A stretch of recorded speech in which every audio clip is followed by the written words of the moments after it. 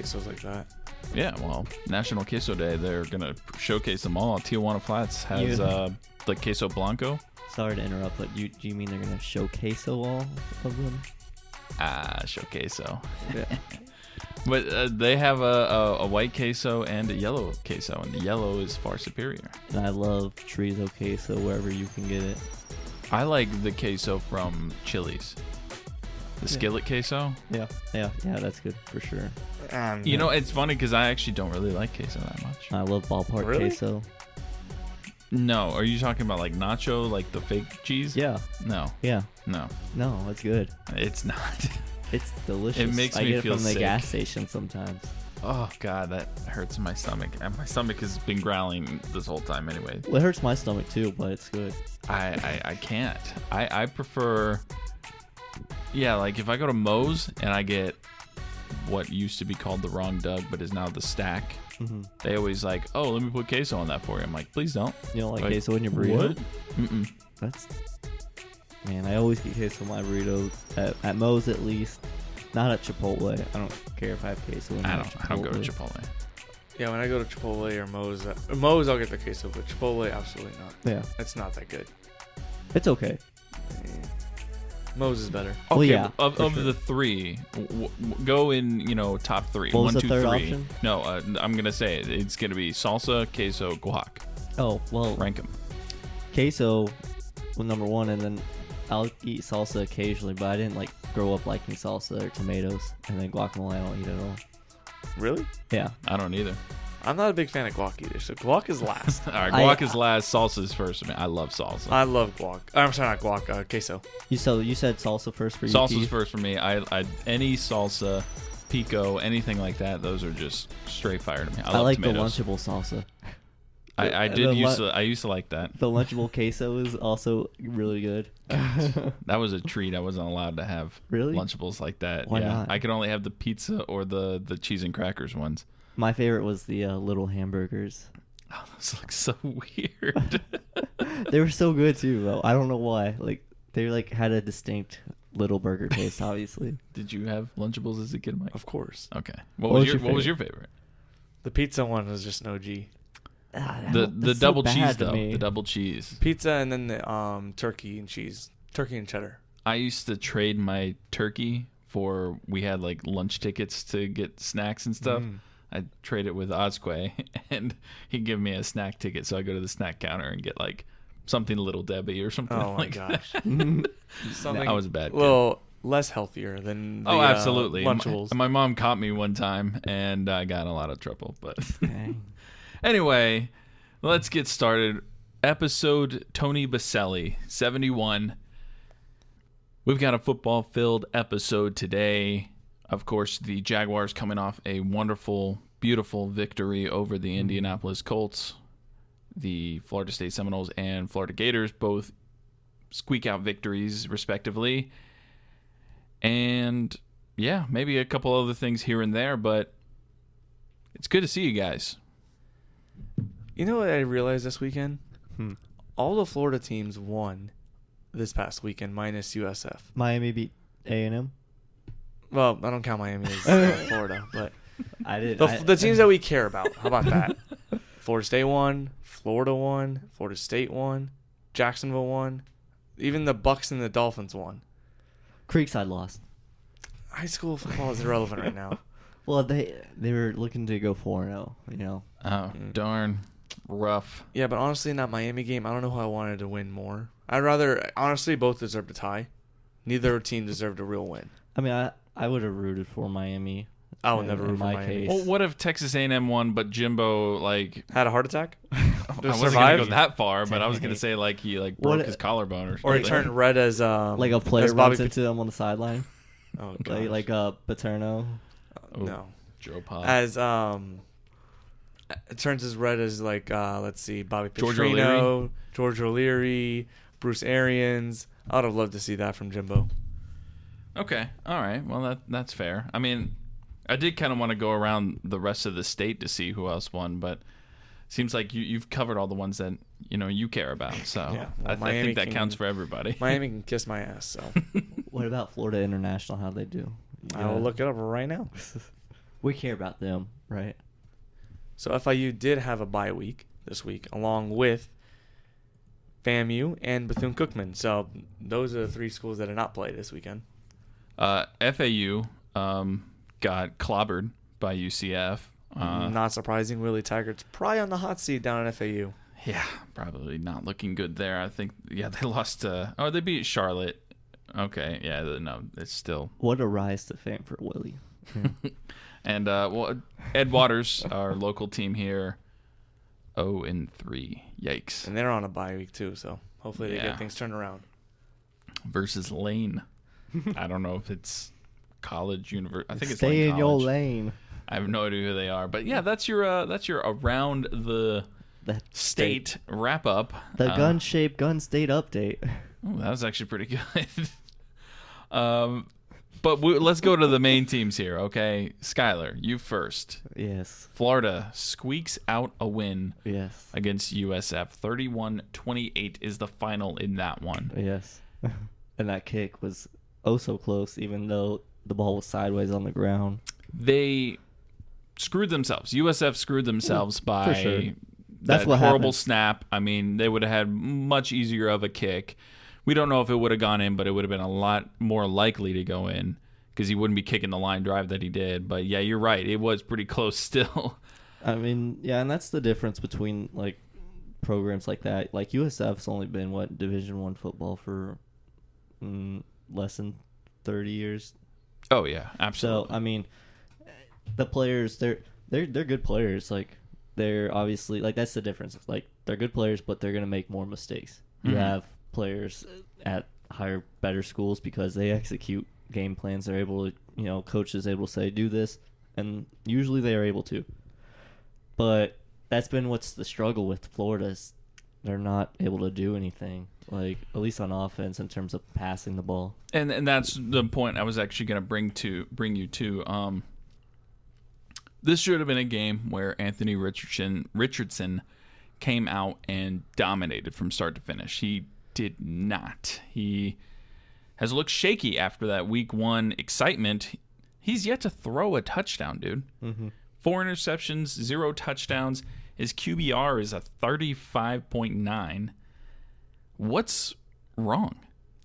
Well, like today, people are saying he's worried about the depth chart. There's no one really behind him, so they're I couldn't name you the backup quarterback. They're just worried about, I guess, him getting hurt, and so that's why he doesn't run. If he ran the ball, that would obviously open up everything during games. How many rushing yards did he have last game? Let's look it up quick. He had 7 for 24. Yeah. His longest was a 16-yard run. So really 6 for 8, not counting one run. And I'm sure a few of those were probably just a couple scrambles to just get back to the line of scrimmage. Yeah, or maybe just enough to get a first down or something like that, and that was it. But yeah, nothing like really designed for him just to move with the ball. yeah, I mean, he had 11 attempts against Utah for 106 yards with that 45-yard monster run. That was great. But Kentucky, 6 attempts for 4 yards, 7 attempts for 24 against USF. They got to just... He's 240 pounds. Like, that's the thing, too, is like, USF doesn't have players that can bring down 240-pound quarterbacks running his speed. Yeah, no, he should be a freight train. You're right. But now we're going into Neyland, and it's going to be very stressful. Like, I feel like the only way the Gators win this is if Tennessee, gets overexcited. They're antsy. Like, they're a good team. Like, yeah. But this is still a big game. The players are still in college. They're going to be super excited, and that's where mistakes happen. Neyland holds over 100,000 people, and it's just going to be loud. And they haven't been in this position in Nashville in forever, or Knoxville, forever. So, like, this is a pretty big game. No, yeah, and you're right. They are the 11th ranked team in the nation. You're correct about that. But I think the big thing with Tennessee this year is the first time in, I don't know, if maybe ever, they build this team off their defense. Their defense is only allowing 14 points a game. They have been dominant on that front, and that's not good for Florida if Anthony Richardson can't figure it out. He needs to throw more than I think he only threw like 20 passes. I mean, it's like Justin Fields up in Chicago. You got to throw the ball a little bit more if you want to be successful. Yeah, so I'm not too excited, but I do think, we have a chance because emotions get involved in college football. So they absolutely do. And to say that we have no chance is just completely wrong. So that is completely wrong. You're right. Well, flipping the script over to you, Mike. Florida State, they win in another close one. My goodness, against Louisville, 35-31. We lose our starting quarterback, our starting left tackle, I believe so, and one of our best defenders. The best defender we have on our team. I was trying to be general, but yeah, no, you're right. You're right. The best defender. I honestly and we squeak out a win. Don't know how we won that game. It was something else. I raise my hand and I give the most sincere apology to Tate. Okay, Rodemaker. hold on. You give him respect. I give him respect. I apologize though because I was like, we're gonna lose this game when he came in. Oh, I was on 100% on board with that thought. Yeah. So that's why I'm apologizing to him. I'm apologizing for thinking it's we not had like he heard you think that. Well, or did you tweet it and tag him? I don't tag players. That's just. I mean, he's like 17, right? 19. But either way, he's a freshman, right? No, sophomore. Oh, okay. No one in the Florida State fan base really thought they were going to win that game. No, when Tate Rodemaker came in, especially when he threw the interception. After he threw the interception. Skyler, I'm trying to think of a good comparison for Florida, but it's like... Well, I'm a Jaguar fan, so I mean... Okay, yeah. It's I think they're going to win every game. If Trevor gets hurt and C.J. Beathard comes in... No, it's like Trevor gets hurt and Blaine Gabbert comes in. And I'm the one person that's going to figure out a way for them to win. All right, well, good for you. Yeah, no that's one... That's what I'm saying. Tate, I question your fan. But let me just say, Tate threw one of the most pitiful interceptions I've ever seen. He literally stared the guy down and threw it right at him. The only person I'm convinced that night that had faith in Tate Rodemaker was Mike Norvell. Yeah. And man, did that pay off in the end when Florida State came back and won against Louisville. We were down 7 points at half, and then they came out of halftime. Great scripted drive to tie the game up, and then Florida State just something happened in the fourth quarter where it was a back and forth game. The defense stepped up when they needed to, and I honestly thought the Noles were gassed at one point in the fourth. I was like, this is it. And then Tate led them down, got the game-winning drive, and the defense stepped up when they needed to and forced Malik Cunningham to make a bad throw. And this is what I said last week. The only way to stop Louisville is to stop Malik Cunningham or slow him down, and it worked. He ran the ball, I want to say... can't remember how many times, but he had a lot of success on us. 17 carries for 127 yards. Yeah, he ran a lot on us. And the running back, 17 for 91. What is his name? Javar? And not to change subject, but that's an example of what Florida needs to do with Anthony Richardson. 17 carries for Malik. Imagine if Anthony had 17 carries. Well, some of those were scripted. Some of those were... Well, that's the idea, too, is Anthony needs some scripted runs. And he still threw the ball 34 times. Yeah. Granted, they probably had the ball more than Florida did, but, But continue on with this game. But, yeah, with Malik, there were some times where it was busted plays and he decided to take off and run. There were some plays it was scripted run, it designed. So... And can we talk about how the broadcasters were just, they were awful. Drooling over him? I mean... kind of hard not to. He's a very good athlete. Agreed, but that was their only topic of discussion was Malik Cunningham. Well, nothing on the other side of the football. That's what you get when you have the Friday night broadcast. Well, come draft time, they're going to talk about how he has no father or how they passed away in a tragic accident. That's true. Yeah, they always come up with the worst things. ESPN. Give flowers to Johnny Wilson for having the game that I was hoping for. Beautiful game. Oh, my goodness. Johnny Wilson is the most important player on this offense other than Jordan Travis. He had catch issues out of Arizona State, catch issues in camp from what was reported. He finally decided to learn or figured out how to catch the ball because, my goodness, he tore up Louisville's defense for almost 150 yards. He had trouble in week 1 and week 2. I mean, he had a couple where it was like, dang, why did he drop that? Man, we want to throw the jump ball to him, but we don't know if he can catch it. And then one last note on this game before we just do a quick preview of Boston College. Mike Norvell and Alex Atkins' play calling was beautiful. Again, Again, or were you just saying that because the first against LSU they're pretty good. it was pretty good? Yeah, I mean the pitch. Compared to one play doesn't outweigh a whole game. In my opinion. It almost did. I mean, yes, but they learned from it, and I think the play calling was very good on Friday night. So I think Florida State found a way to win, and that's all you can do. And hopefully Jordan Travis, Jared Verse, and Robert Scott all come back healthy. Maybe they miss a game. That's fine because we can handle Boston College accordingly. That was going to be my next question. So Boston College is next on the schedule. A night game. Can we just get like a Saturday at 3? I don't know. No, I'm fine with it. This time it's at home. I know, but like I'm still just like, man, can I just watch it during the day? I'm gonna wait till 8. Ugh.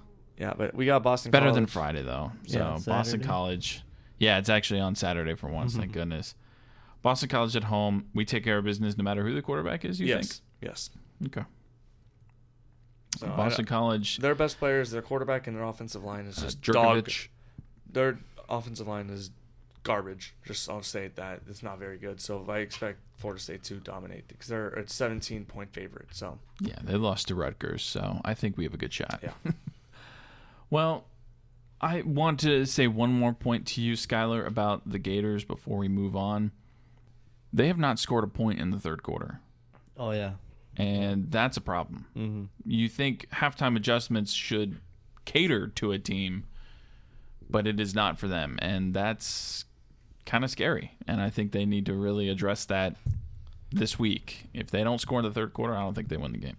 Yeah, I mean, depending on how this game looks, it's gonna already be pretty messy down there, like for Billy. Like, even though he just got started, and Tennessee's a really good team and everything. It's just you can't look awful against Tennessee with how we've been playing. Like, barely get by USF. Yep. Lost to Kentucky in pretty gross fashion. it's simply put, Florida doesn't win this game. They should be unranked in my opinion. Well, yeah. Oh, they will be unranked. Yeah. They should be, but then again, the They bias should be of the unranked polls. right now. I agree with that too, but that's the SEC bias, I believe. Well, So I don't know. They did that with Oregon. Oregon just won, and they jumped 12 spots or something just for winning. they did beat the crap out of BYU, and a fellow ranked team too. They destroyed BYU. Yeah. That's the only argument for Florida's they beat Utah. So, And I Utah mean, shouldn't have been ranked that high to begin with. yeah, I don't agree with the number 7 ranking. Which goes back to what we said a few weeks ago. Preseason polls are stupid. And I'll say that every week for the rest of my life. Oh, every season. Every preseason. Yeah, fine. That's fair. Let's switch gears, eh? Let's talk about the Jacksonville Jaguars, division leaders, 1-1, I'll say dominating. Yeah, I'll say dominating win over the Colts, 24-0. Yeah. I say dominating because there wasn't a part of that game where I felt like we were in danger of blowing it. Yeah, no, I'm with you. At halftime, I noticed that the Colts only had 3 first downs. I thought that was a typo on the scoreboard. I was like, oh, wait, actually, I think that might be right. I felt like they might have blown the shutout, but they got. And So- I'm glad they didn't because now that is their 8th shutout in Jaguars history. And 3 of them were against the Colts. 3 of them, The the, most- last most three. recent, Yep, yeah. 27-0, 6-0, and now 24-0. I was at the Cody Kessler. I'm sure Mike was too. The Cody Kessler 6-0 shutout, or were you?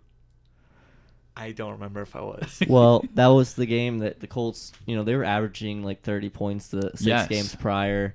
And, yeah, we shut them down to 0 points. Something about TIAA Bankfield has something on that Colts organization. It's got to be with Irsay. It's like a curse for him. Well, my favorite thing is they were talking about how bad that last game was in 2021. Yeah. And Yeah. they come back and they Circled put up it. 0. This is their game to come back from, and they put up 0. They didn't realize they were writing the score on the calendar when they first got the schedule. They're like, let's write our score right By the way, around you guys the noticed two. when I said the score predictions, I gave the Colts 24 points or 24. What's the exact phrase I'm trying to say? That they 24 were gonna give points. up 24. No, they were going to The score point 24. differential? Ah. I said they're going to score 24. What did I say? 24, 20? I don't know. I gave them 20 points. So I had this exact, I think it's 24-17. Well, I had the Jags scoring 27, I believe. I think I had the Jags scoring 24-17. I have it right here to verify. Mike said 24-17. So I gave the Colts Skyler too much credit. 27-13. You had the least amount of points that they would score.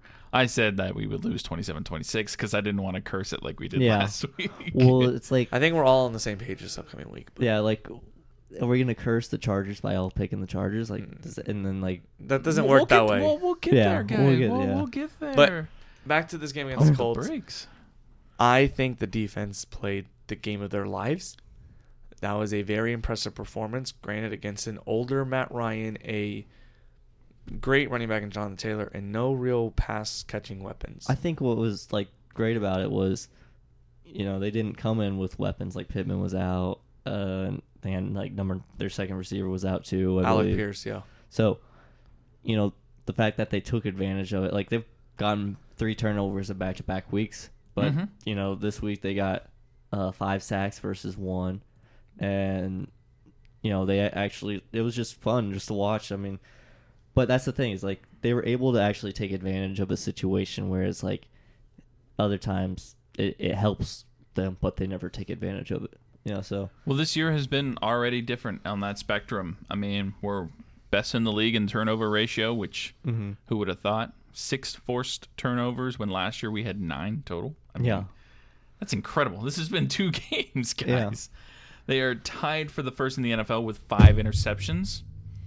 They are second in turnover forced with 5 different players with interceptions. Or excuse me, they're most in the NFL with 5 different players with interceptions. A balanced attack. Yeah. Like I think it's great to see Lloyd get his first interception. Yeah, that great tip right into his hands. Yeah, Walker had his last week. Rayshon getting his first as a Jaguar. And Cisco too. Cisco, yeah, exactly. And then so that's always fun. And then Tyson Campbell starting the year off hot last week too. Although I was a little worried with him getting hurt Sunday, I was like, "Oh, please don't get hurt." He was the one who was on the ground for a little longer. Yeah, was it like knocked air? Probably got the wind knocked out of him. Yeah, exactly. So he wanted to stay on the field, but he had to. I think NFL rules, you had to come out. Yeah. If there's time stoppage, you have to come out. Yeah, and there's 11 QB hits. Josh Allen records 2 sacks. Roy Robertson Harris, Adam Gotsis, Arden Key, Alex Glances. Yeah, they all pitch in. And see what happens when you know your sack player's too. name. They produce. Okay, can I say something about that piece of crap head coach that Nebraska wants? Good luck. James Robinson continues to show why that man was a moron. Well, I mean, already knew that. No. Hang on. He benched James Robinson for some God knows what reason. Well, Carlos Hyde is a Buckeye, right? Exactly. But Carlos Hyde over James Robinson is still one of the most comical decisions dumbass Meyer made. I'm not even going to acknowledge his first name. But, like, oh my goodness. And this shows the resiliency from the team that if you put Urban Meyer as the coach on this team after last week's loss, we'll get him next week. No, Doug probably laid into them, and it showed, and the team responded in an exceptional way. And I do believe that going forward the rest of the year, they are going to be in every game all the way down to the middle of the fourth quarter where they might get, let's say another team pulls away, that's fine. But they will be in every game going into the fourth quarter. I like this. Positive Mike. Coaching means so much, and you cannot tell me that if Urban Meyer was our head coach this year, we would even be up. The score might be reversed. It might be 24-0 Colts. Yeah, I probably would have turned the TV off probably for every game so far. Well, all 2 of them. Because the way the team responded after giving the game away to the Commanders, they showed a lot of progress. And Trevor looked damn good behind a great offensive line performance and great receiving performance by Christian Kirk, James Robinson, and even Travis Etienne as a change of pace back. Yeah. Which, by the way, shows that Travis Etienne, I'm just going to say, may have not been the right pick at 22, but that's just, or whatever pick it was last year. I think he's still getting used to He the needs more game. touches. Yeah. I agree. It's only been 2 games, but I'm just saying, like... Two career games. I agree. I'm just saying, I know. James Robinson is more than capable of doing it himself. And Doug Peterson said that it's going to depend on each opponent. So whatever they throw at him, it could be different. Etienne did have 9 carries for 20 yards, but he did have 3 receptions as well. We might see more of them. We might see less of them. I think we need to see more of them before we make judgments on them. I agree. I'm just saying it may turn out to be a very bad pick, but what I do like about ETN is that he does give James Robinson some breathing breaks because my goodness, he needed that after the insane 2020 season he had with us. And 2021, he had a good season, even though he had a dumbass as head coach. So yeah, I mean, we don't have Gerhardt or Chris Ivory or insert terrible back here. TJ Yeldon, Leonard Fournette. Okay, you and your Leonard Fournette. Me and Lenny, yeah. Wow. Well, you mentioned the offensive line, Mike. This is a question I want you to answer first, Skyler. You're more than welcome to chime in, but we, especially you, Mike, shit on the offensive line with after fair week reason one. after for great reason. 7 years now, 8 years. Yeah, they were terrible in week one. Yesterday, they may have had one of their best games ever. Wait for the question though. Per ESPN Stats and Info, the defense of the Colts pressured Jaguars quarterback Trevor Lawrence on just 3 of his 30 total dropbacks. That's 10% for you math people. That's the lowest pressure rate Lawrence has faced in his entire career. Mike, was that the offensive line stepping up? Or was that just a case of the Colts had nothing to throw at us? Or is it play call, quick throws, short yardages? Good ad, yes. Yes, so I think it's a combination. He just said yes. He just said yes to all three. All three, oh, gosh. yes. It's a combination of all three. And that's a cop-out answer. Explain. The offensive line definitely stepped up. However, the defense also didn't really throw anything because they were missing their best pass rusher / best player on defense in Shaquille Leonard, who everyone remembers as Darius Leonard. He just changed his name or wants to be referred to be called Shaquille Leonard. Anyways. Shaq Diesel Leonard. Wait, so he wants to be called Shaq or he wants to be called Darius? Darius was his name before, or what everyone called him. But he wants to be called by his first name, Shaquille Leonard. I was wondering why people were doing that. Okay. Yeah. So he... Is it like a middle name thing or something? Darius, I believe, is his middle name. So... Everybody wants to be Shaq now. Shaq Leonard missed the game, and that showed. They had no stop for the mid-range passing game. And like you said, Skyler, the great play calling where quick throws, quick slants, quick routes. And we looked on Next Gen Stats earlier. Trevor Lawrence's deepest completion was 20 yards. But then the receivers took it. That was like 1st and 20, wasn't it? I don't remember, but either way. Yeah, you're right. To Christian Kirk, and the next play was the run touchdown to Robinson. I think so. But it just shows the dots and all that. But I just saw 20 the yards. dots he was dropping all day. No, literally, it shows dots. Yeah. But the quick play calls were what I think were a big factor against this Colt defense. So I think it's more the play calling which helped the offensive line not stay protecting as long. You agree with that, Skyler? Yeah, I mean, obviously that helps out a lot. But I think it was different. Like they were better. The first week there was a lot more people on that defensive line in Washington though. Yeah, they had much better pieces. I agree. Yeah. So I mean, it will be interesting really to see this week with Khalil Mack. He's got a great start to this season. He's gonna be fun to go up against, and Bosa on the other side. So it's a tough defense, tough secondary. You got Samuel in the back with Derwin James. A couple Florida State guys for you guys. Mm-hmm. Herbert coming back from a fractured rib, that might help out, but still staying on the offensive line. I think they did play better. And this week is just going to be another good eye test to see, what we can expect throughout the rest of the season. If they're going to be inconsistent or if they're going to step up to the people going against. I think personally, I think overall as a whole, the offense is just going to continue to grow and get better and just mesh and gel. I think that's where the issues were with week one, execution, because, it's hard to kind of sync up through the preseason when you're only playing 2 drives here. Oh, yeah. Half here. Sure. And I think that goes to where we probably should have played a little bit more with the starters, but, that's the past is the past. But I really think a big part of this game was the able to spread the ball out a lot. I mean, Kirk had his 6 receptions. Evan Ingram, a guy that we going into the season probably didn't think would be catching much at all. He had 7 receptions. They brought him here for a reason. I think people forget about that. I mean, sure, he's got his drops, but... And he didn't have a drop. He was targeted 8 times, but that pass was broken up. No, yeah. So. He's had drops in the past. I wanted to give him his flowers for that. Well, I don't think he's had any with the Jaguars this season. So, yeah, he's done well with us. But, when he's brought in for the situations we need him, I have full confidence that he's going to catch the 3 or 4 passes thrown his way some games, and then other games he will be on fire, and you give him 8 targets or 9 targets or whatever. Yeah. Well, I do want to say one more thing just to give props to Trevor. His 83.3% completion percentage was the highest mark in post-merger NFL history among quarterbacks with 30-plus attempts, no picks, and Ben no Koyak. sacks, and multiple TDs. Ben Koyak, where does that come from? 83. Oh. Well, that's a name I haven't heard in a while. Well, here's a question for you, though, Skyler. Yes. I got a question for you. Yes. Christian Kirk. We Yes. mentioned him. He had 6 receptions for 78 yards. Captain Kirk. 2 touchdowns. His first 2 of the year, right? He didn't. Yeah, no, he didn't have any week 1.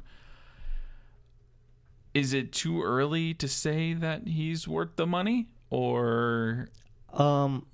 Maybe too early to say he's worth it, but it's not too early to say that he's doing everything that we need him to, and if he's able to keep it up, then like after 5 games, 6, if you go through half the season and he's still maybe had like 1 game where it's like around 50 yards and no touchdowns, but the rest are still pretty comparable, where like he had 2 touchdowns, he had 78 yards, but he still had 2 touchdowns. So like 2 touchdowns is great. He didn't need to have any more than 78 yards, obviously. Like up 24-0, you don't need to throw the ball anymore. So, but I think he showed against Washington that in big moments you can depend on him. You can have big plays with him.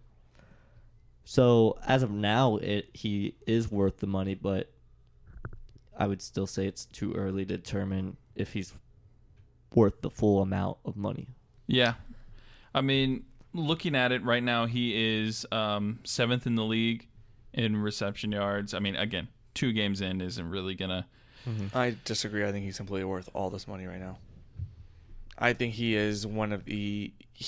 The money was given to him as a trust that he will become one of the best receivers in the league.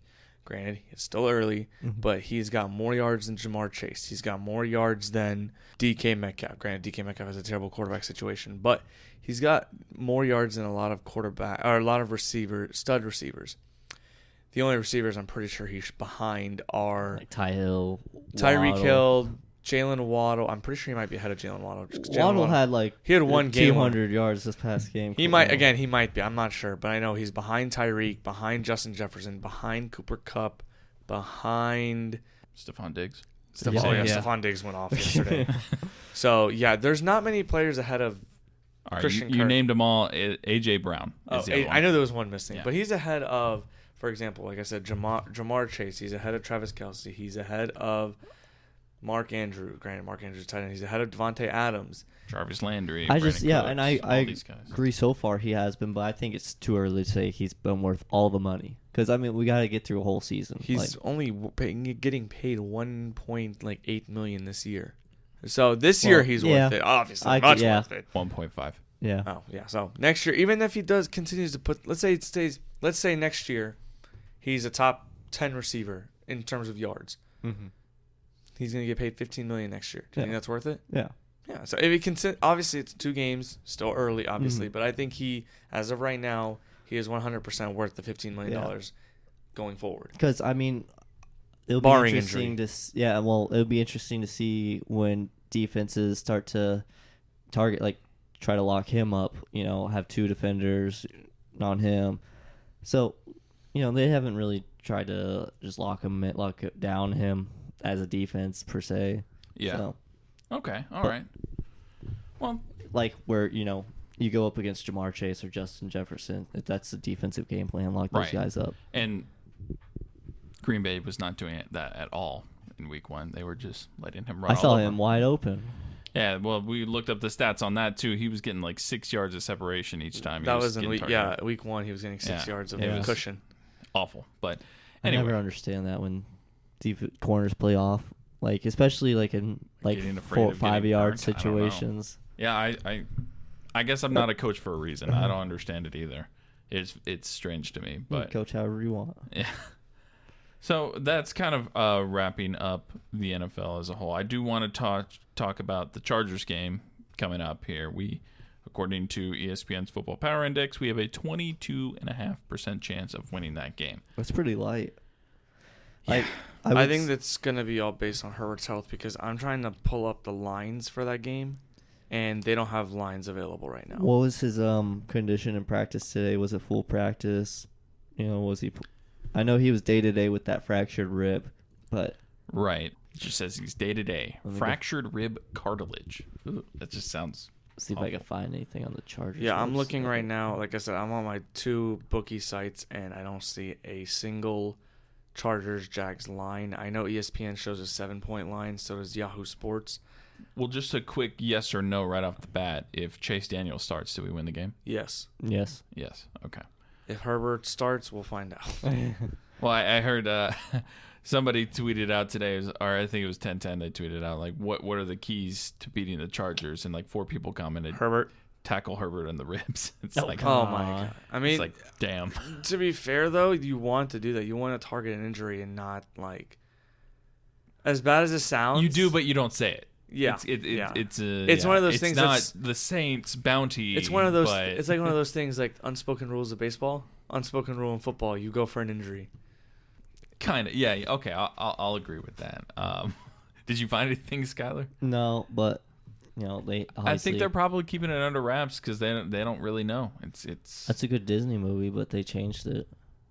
Yeah, I'm looking right now on their page, but I don't see anything. I just see a lot of Latino Heritage Month posts. Oh man, I almost had a stat for that too, and I forgot to bring that up. Oh well. What's your stat? They lost at Kansas City 27-24. It was a close game. They beat Las Vegas to start things off. I still think I'm not going to say scores because we do that on the weekend, but I still think we can win that game. Yeah, I mean, I still think we could win the game. But yeah, it definitely does, in my opinion, depend on Herbert's health.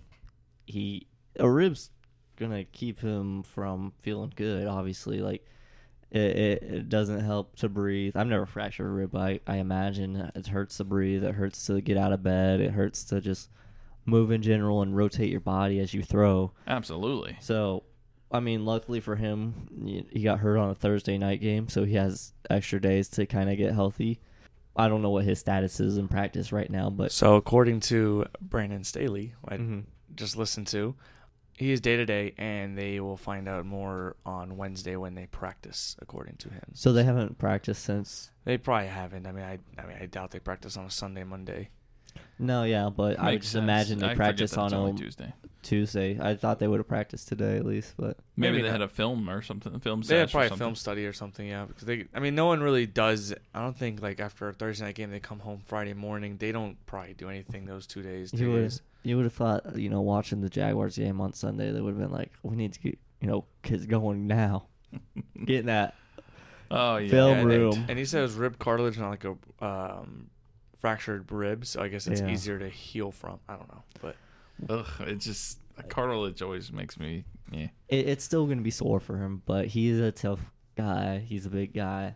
I don't think he'll be running the ball as much. So if we get pressure on him, I don't expect him to be able to escape and scramble as much. So I still expect sacks, and we've forced a fumble in each game. So Yeah, I feel like if he starts, there's going to be a lot more blitz packages that'll be thrown out there. But I guess we'll just wait and see. 4:25, one of those evening slate games. I'm gonna have to sleep forever. Oh, poor Skyler. I always try to sleep as long as I can until I have to wake up. That way I don't have to be awake anticipating the game. So the London game is Oh, perfect. easy. Yeah. I wake up, I'm barely awake while I'm watching, and I fall asleep right after. Okay. Yeah, that's actually a pretty good idea.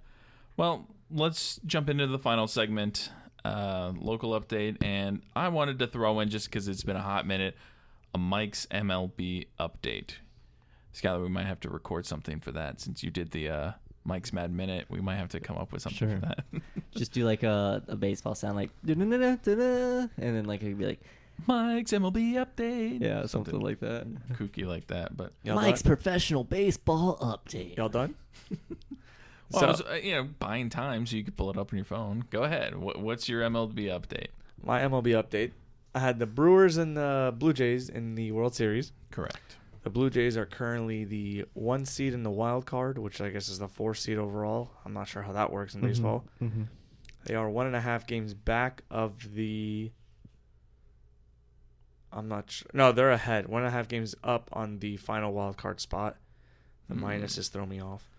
And the who's in that? In the wild card? Yeah. Who are the teams? Baltimore. No, Baltimore's on the outside looking in currently. dang. Seattle is the one holding the final wild card. Oh, wow. And the Tampa Bay Rays are the middle team. And in the NL, the Brewers are on the outside looking in. They are 2.5 games back of the Philadelphia Phillies, 3 games back of the San Diego Padres, and that's it because the Braves pretty much locked up the other wild card spot. Well, I couldn't be happier that your Brewers prediction's doing awful. You know, I don't. The Blue Jays, I don't mind them. I mean, I like rooting for Vlad. I just went Guerrero. for a random team in the NL because I don't. Well, I mean, the Phillies are probably going to win a couple more games because they have to play the Nationals again. But should be interesting to see how much they fight. I do want to throw in, it is, as we're recording Tuesday night, this is the last week to go to a Jumbo Shrimp game. I said it last week. I have to say it again just because this is your last chance. They are here until Sunday, and then, well, I guess you could see them in the playoffs, but I don't know how that works, honestly. I forget. Well, it's only their second or third year in AAA. Yeah, second year. I don't know if they play West Coast teams, Pacific Coast League, or what. That's actually. Well, I guess we'll figure that out and we'll jump that for next week. But they're actually felt a third in their the IL East. Scranton took over because they had a tough outing against Nashville. Man, Nashville was. Yeah, I don't think they did too well against Iowa either. They were okay against Iowa, but Nashville's the best team in the league, and they whooped on them multiple times. Well, Iowa stinks. Too bad they couldn't do like their neighbors and. Well, I just forgot that the Colts are from Indianapolis. Actually, never mind. hopefully, when the Nashville team comes, we can do the same. Yeah, no, they're sitting at 75 and 65. They are playing. Yes, Charlotte Knights. Yeah. Okay, so breaking news. Mike's breaking news. Well, not really breaking news. I guess the SEC announced their schedules for next year. Gators have announced their season schedule for 2023. Oh. So their out of conference is Utah, Murray State, and Charlotte, and FSU, of course. Going to Utah. Yeah, you're going Dang, to Utah. What a toughie. Yep. Charlotte. The road games are Utah, Kentucky, South Carolina, LSU, and Missouri. Charlotte's about as equivalent as Boston College. No. Not at all. No, it looks like probably not Charlotte. It looks like your bye week is October 21st, and that's it. Yeah, so you play 1, 2, 3. What day is 7 games? What day is Florida, Georgia? Florida, Georgia is October 28th.